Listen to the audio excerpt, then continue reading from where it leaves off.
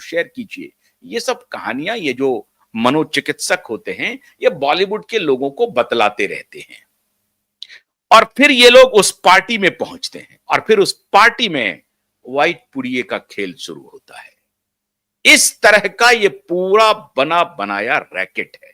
उसमें जो स्वस्थ हैं बेचारे वो भी फंस जाते हैं। सुशांत जैसा व्यक्ति जो इतना फिटनेस फ्रीक हो, इतना फिटनेस फ्रीक जिसकी आप कल्पना नहीं कर सकते, क्योंकि वो किसी बिलियनर का बेटा नहीं था, वो किसी इंडस्ट्रियलिस्ट का बेटा नहीं था, वो किसी फिल्म स्टार का बेटा नहीं था। वो दिल्ली की सड़कों पर संघर्ष किया था, पढ़ाई कर रहा था इंजीनियरिंग कॉलेज में, और यहां से वो मुंबई पहुंचा था। उसके पास कोई ऑप्शन नहीं था सिवा हार्डवर्क के, और उसके साथ उसका इंटेलेक्ट था, उसके साथ वो काम कर रहा था। उस शख्स को इस लेडी ने चरसी का तमगा दिलवा दिया पूरे फिल्म इंडस्ट्री में। चरसी का तमगा कि ड्रग, सुशांत ड्रग लेता है, सुशांत डिप्रेशन में है, दवाइयां खाता है, उसको डॉक्टर के पास ले गया। और सुशांत को जब यह बात समझ में आई कि ये क्या सब चल रहा है, तो फिर सुशांत नाटक करके इसकी सच्चाई को जानने की कोशिश करने लगा। और कई बार इसके सामने वो नाटक करता था कि मैं वाकई में डिप्रेशन में हूं। ये नाटक का इसने खेल शुरू करवा दिया। वैसा व्यक्ति जो ये फिल्म बनाता हो कि आखिरी ऑल्टरनेट भी, आखिरी विकल्प भी सुसाइड नहीं हो सकता। अकल्पनीय काम इस लड़की ने किया, अकल्पनीय, जिसकी आप कल्पना नहीं कर सकते हैं। जो व्यक्ति यह कहता है कि आखिरी विकल्प भी सुसाइड नहीं हो सकता है, अगर आप हार जाएं अपनी जीवन में, आपको लगातार हार का स्वाद चखना पड़ रहा हो और आपको लग रहा हो कि आपकी जिंदगी अब कोई लक्ष्य विहीन हो गई है, तब भी आप आखिरी विकल्प के रूप में मृत्यु को ना चुनें। ये थे सुशांत सिंह राजपूत, और मैं पूरी मजबूती के साथ कह सकता हूं क्योंकि उसी मिट्टी से मैं आता हूं। उस मिट्टी का कोई भी शख्स परिस्थिति से हार करके सुसाइड कर ले, ये इस जन्म में नहीं हो सकता है, हो नहीं सकता। वो उसी कोसी, उसी गंगा की मिट्टी से आया हुआ शख्स था। इम्पॉसिबल। उसको इन माफियाओं ने, सो कॉल्ड परफेक्शनिस्ट गैंग ने प्रचारित करवा दिया पावरफुल गैलरी में। इसीलिए इस शख्स के पाप को अभी आपने पूरा सुना नहीं है।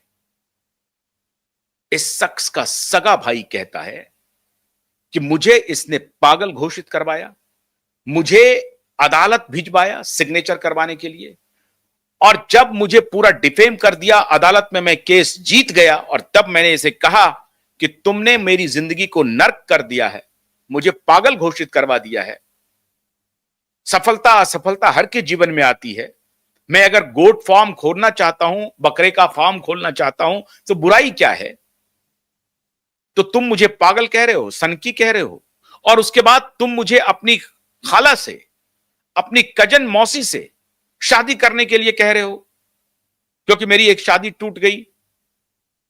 तो तुमने मुझे फिल्म इंडस्ट्री में, पब्लिक लाइफ में बदनाम किया है, मेरे स्वास्थ्य को तबाह किया है, जबरदस्ती मुझे दवाइयां दी हैं, मुझे घर में रखा है, तो अब तुम्हें कंपनसेट करना पड़ेगा। अदालत से केस जीतने की बात मैं बता रहा हूं।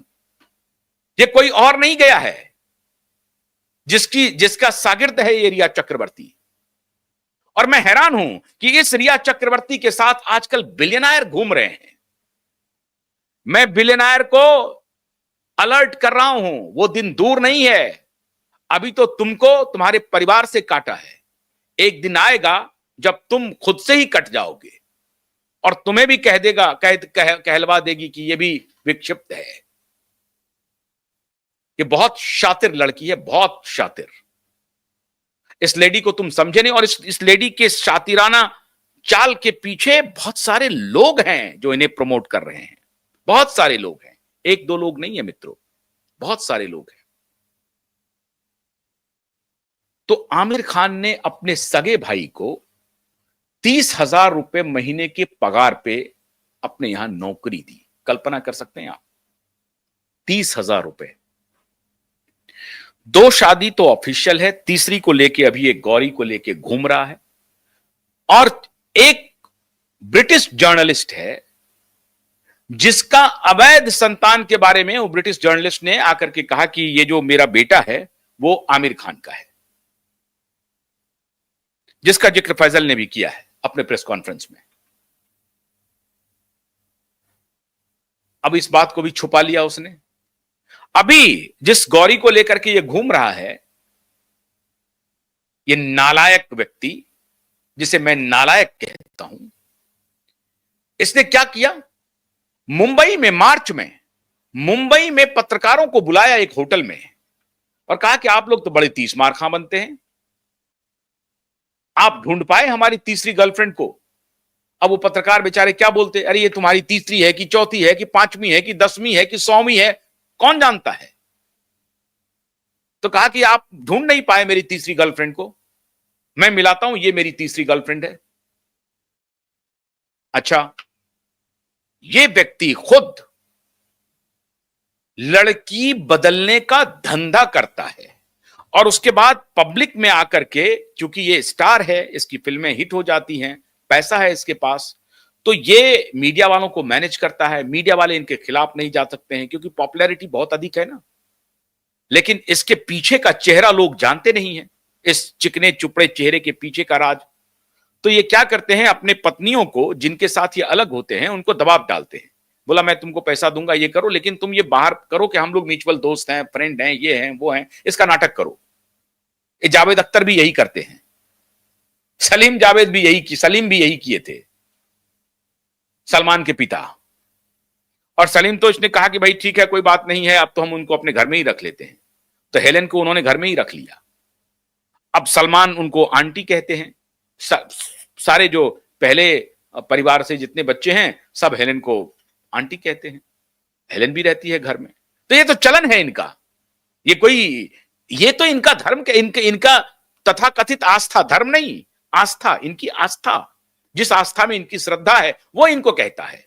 वो हदीस के ये लोग फॉलोअर है ना, इनका हदीस इनको कहता है कि आप तलाक तलाक तलाक दे दो, फिर दूसरी को ले आओ, फिर तलाक तलाक दे दो, फिर तीसरी को ले आओ, फिर तलाक तलाक दे दो, फिर चौथी को ले आओ। तो इसके पहले आदित्य राय कपूर, फिर ये, फिर वो, फिर सुशांत, और फिर आजकल कोई और, फिर उसके बाद कोई और, ये है रिया चक्रवर्ती। दोस्ती देखिए, ये 2 पॉडकास्ट किया रिया चक्रवर्ती ने, बहुत इंटरेस्टिंग, एक आमिर खान का और दूसरा सुष्मिता सेन का। सुष्मिता सेन भी आकर के पॉडकास्ट में कह रही है कि मेरे बहुत सीरियस रिलेशनशिप रहे हैं, अच्छे रहे हैं। और सीरियस रिलेशनशिप कितने दिन के रहे हैं? 4 साल के। मैक्सिमम सीरियस रिलेशनशिप का जो टेन्योर है इनका 4 इयर्स है।